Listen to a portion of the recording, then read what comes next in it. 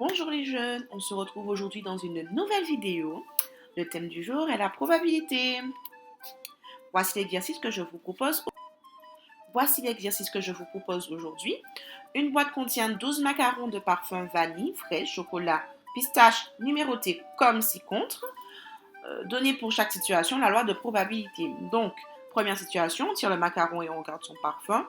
Deuxième situation, on tire le macaron et on regarde si le numéro est supérieur ou égal à 10. Et enfin, troisième situation, on regarde si le macaron est jaune ou pas.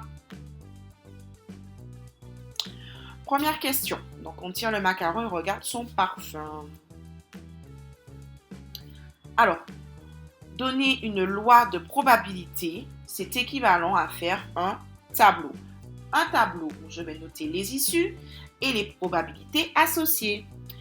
Ici, au niveau des parfums, j'ai 4 possibilités: vanille, fraise, chocolat et pistache. En considérant que les macarons jaunes sont à la vanille, ça nous en fait 4 sur les 12, soit une probabilité de 1 tiers. On retrouve exactement le même résultat pour les fraises, puisqu'on va considérer que ce sont les macarons qui sont roses.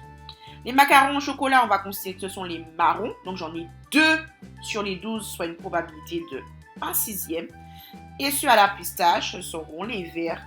Et ils ont une probabilité de 2 douzièmes ou encore 1 sixième. Deuxième question, cette fois-ci, on va regarder si le numéro est supérieur ou égal à 10. Donc ici, on refait un tableau puisqu'on doit donner une loi de probabilité. On a 2 issues possibles, soit le nombre est inférieur à 10, soit le nombre est supérieur ou égal à 10. Donc, en termes de nombre supérieur ou égal à 10, j'ai 3 possibilités, 10, 11 et 12. Donc, la probabilité va être de 3 sur 12, soit un quart.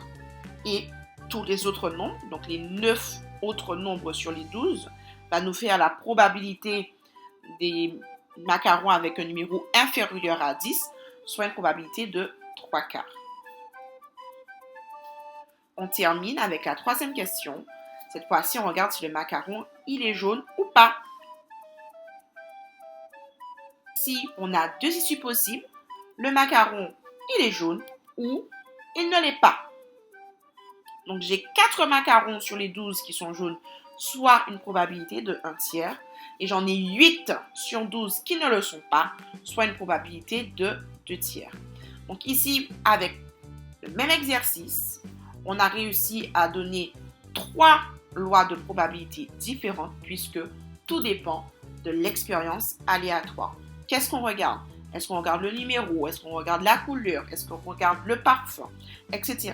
Chaque expérience va nous donner une loi de probabilité totalement différente.